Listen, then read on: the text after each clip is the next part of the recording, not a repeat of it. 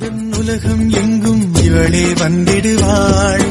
உயரம் கொஞ்சம் வளர்ந்த போதும் குழந்தை என்றிடுவாள்.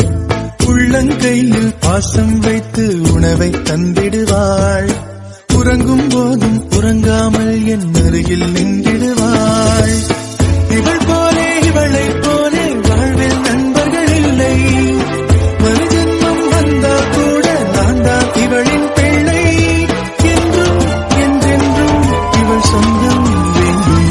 எந்த உலகம் எங்கும் இவளே வந்திடுவாள். உயரம் கொஞ்சம் வளர்ந்த போதும் குழந்தை என்றிடுவாள். உள்ளங்கையில் பாசம் வைத்து உணவை தந்திடுவாள். உறங்கும் போதும் உறங்காமல் என் அருகில் நின்றிடுவாள்.